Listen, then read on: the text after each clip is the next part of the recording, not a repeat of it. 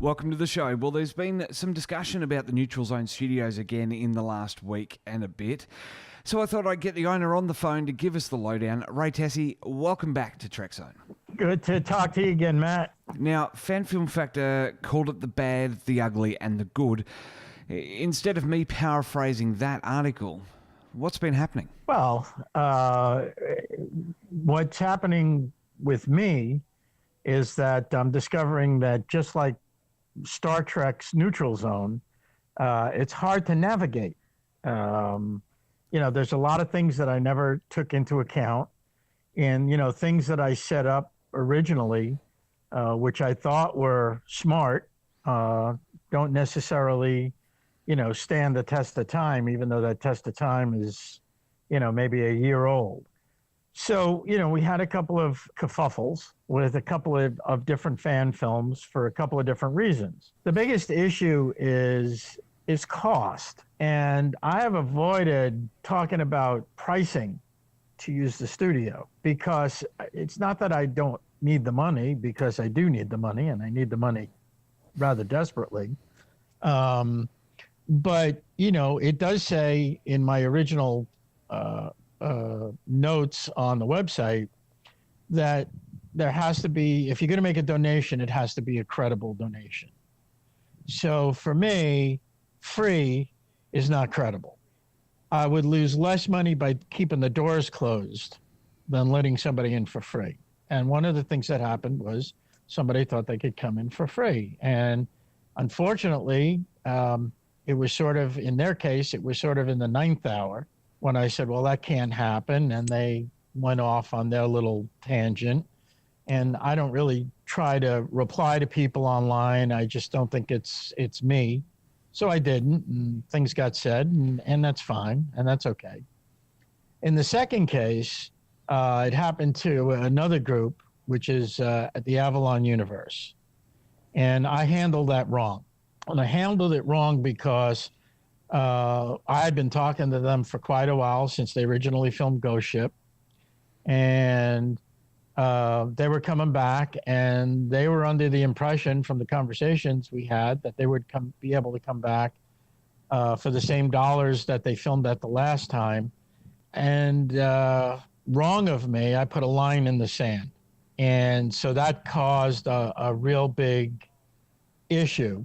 We're all friends. We all talked it out. Unfortunately, they ended up having to cancel. That was not my intention.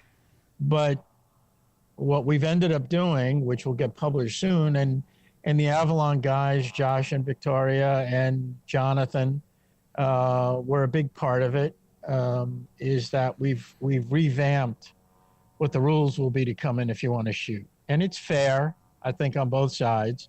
And it's not going to cost people an arm and a leg for the two people who are going to be the caretakers of the place, who really run the place when people are there. So there has to be people there. We can't let people just in the studio because of damage and because of safety reasons. So they need to get paid. And there has to be something for the studio. And we're really going to end up talking about $300. And if somebody wants to put in a donation on top of that, that's great. But, we're just trying to make it amenable to everybody. And it's certainly not saying that any fan productions that come into the Neutral Zone and film are going to maliciously damage or willfully damage. Hopefully they're not going to do that. But it's about just protecting your asset and making sure that if something does happen and something can happen, that you're covered there and you're not out of pocket. I think that all sounds quite reasonable. Yeah, and it's also about safety. I mean, we have insurance on the building for both. I needed two types of insurance: one for the general public, for like an open house or fan appreciation, and we needed one specifically for filming. And if somebody were to fall off a deck and nobody was there to know exactly what happened, that could ruin us all, everybody, including the fan production. So, there's a lot of safety issues surrounding that as well. I think the biggest question that a lot of people are asking is, why you're doing this, why you've taken custodianship of the Neutral Zone, formerly Stage 9 Studios. Why do it at all?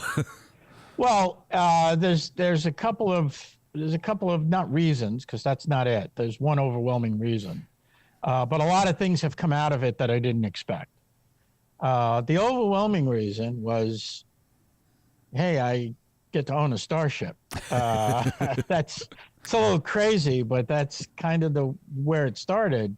And actually, in the conversations that I'd originally had with Vic, really, I'm gonna back up here what I'm saying, but really, something like that needs to be able to be seen by people, by fans. I've been a fan since 1966. I've been to lots of conventions. I've been to the first convention in New York in 1972. I've met a lot of the actors. I've made fan films. I've been on sets. I've done a lot of stuff. And you forget that there are a lot of people who have never had that opportunity. So they just need the opportunity. And I know it's in a place that sometimes it's difficult to get to. It's not terrible, but could be difficult or cost prohibitive. And that's why we try to make it, like fan appreciation. You can get in and see the sets for free. But really, it was for the love of Star Trek. Maybe that's the best way to say it. It was for the love of Star Trek. I saw those sets and I said, geez, yeah, I want these. If you own these sets, would you ever have considered not opening it up to fan appreciation weekends and people to film on them? Like just to have your own private starship? Or would that really just defeat the purpose? That would have completely defeated the purpose, because I could go on eBay and buy a command chair and put it in my living room. So that would have been a lot cheaper and a lot easier. There's a difference. There's a group of people who were there for many, many years. The two folks that I mentioned that are caretakers, I'm going to mention them by name, are Royal Weaver and Sam Rooks. They started 13 years ago in the building of the original Farragut sets. Wow. And they're still there. And there's a group of people that have been collected along the way. And I now have a volunteer list, which is mostly local people in the South Georgia, Jacksonville area. And now I have about 50 people who want to help whenever we have something to do. I don't always need 50 people, and 50 people aren't always available. But you know what? That in a sense makes me feel really good, like I've done something right. These people love Star Trek. They want to be a part of Star Trek, and they just want to help. And most of them, if not maybe all of them, want to just do it out of the goodness of their heart. I mean, it's very seldom that, I think I'm somewhat magnanimous. And if somebody does a fair amount of work, whether it's repair of the sets or painting, or even sometimes, during a film shoot, because we know there's the guidelines and you got to be careful about that. But people deserve to get, compensated in some way for what they do. The only guy who doesn't seem to be getting compensated is me. So therein lies a big conundrum. But, I think we're getting through it, and we just have to see how it all pans out. One thing I did want to ask you, Ray, was in regards to the official Star Trek set tour, which is in upstate New York with James Corley. Sure. And there's a lot of talk online, as there has been ever since you took on Stage 9, now Neutral Zone, in regards to where it all sort of sits. A lot of people online are saying that you're in breach of James's license and CBS should shut you down. And we've spoken off the record and privately, and I know that you're doing right by all of this, and you would do right by all of this. But you're not just out there gung-ho, doing it for the sake of it. You're actually very considered and very measured in what you're doing, aren't you? I am. I waited a long time before I even introduced the studio, I think 5 or 6 months, because I wanted to make sure that at least I would do right by CBS. Certainly, I didn't feel that I wasn't going to do anything right by Star Trek. There are some things that did come up that I hadn't anticipated. Some of it's, some of the reactions I've gotten when I did announce it, and through those first 5 or 6 months of feeling my way around. But I'm trying to be respectful to CBS. I'm trying to be respectful to James. I don't want to step on his toes. I'm not trying to step on his toes. He has a tour license, and it's his tour license. And I have no desire to do anything that would jeopardize that, either for me or for him. And, I just try to go on my way. CBS at least is aware of what I'm doing, and I can make a statement. I'm not in a position where CBS would approve anything that I would do, okay? But I've been in business a very, very, very long time. And if something doesn't look right and smell right, it probably isn't right, and you avoid it. And I just look at things and say, always in the back of my mind, is this going to somehow get me in trouble with the powers that be? And if I think that, then I won't do it. And sometimes it stops me from doing things that I think would be advantageous. But, sometimes the thought of doing something that could really put me in Dutch, so to speak, with somebody else is, the overwhelming reason that certain things don't necessarily get done. But, I'm trying to keep the studio open and free. I'm trying to allow people to come in and make fan films at, I think, a small or reasonable price. And by the way, it's not the sets, to use the sets are free. And that's what this document's going to at least explain. So using the sets are free. Okay. There's cost for the building. And we're really talking about, rent and utilities, even in a nominal fee, just to be able to, put some money into the pipeline and keep the lights on. And ultimately, the only opinion that matters are the powers that be. And so far, you're doing right, and you're doing some great things, and you're allowing fans to come and film on these original series sets. As you say, they've been around for 13 or more years, and they deserve to be around for another 13 or more years. Well, from your mouth to God's ear, Matt. I hope so. I hope to still be there in 13 years. I hope to be anywhere in 13 years. But yeah, and I think I think that not to go into any particular stories, but I think fan films is only really what ended up being one small part of the studio. And I've been to, last year I was at 3 fairly large conventions in South Florida. I was at 2 megacons and a supercon.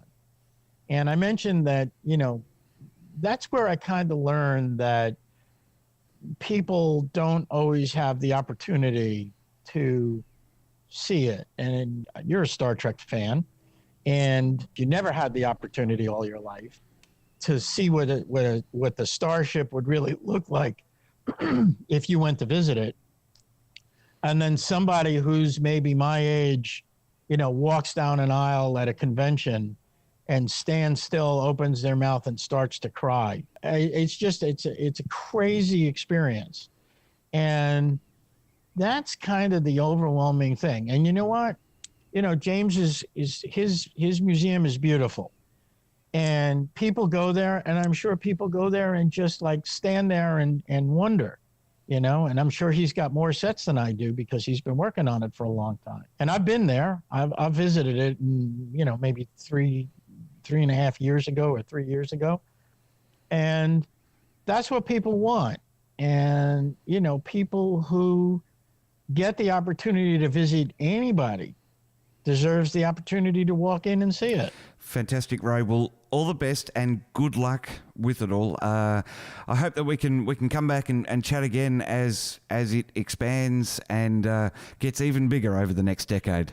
Well, that's great. That's great. If your listeners would be so kind as to take a look, we have a Patreon account, and there's a lot of surprises that are coming out. So people might just want to pay attention to what's going on and things like another new fan film coming out. And we've got people like Nichelle Nichols, who are going to be joining us at our booth at a couple of conventions as she goes on her farewell tour. So there's a lot of things that people are going to be pleased about. So if they would just follow us, that would be great. And of course, you can get all those details at neutralzonestudios.com. That is correct. Ray, thank you very much for your time today, man, and good luck with it all. Thank you, Matt. Appreciate the opportunity again.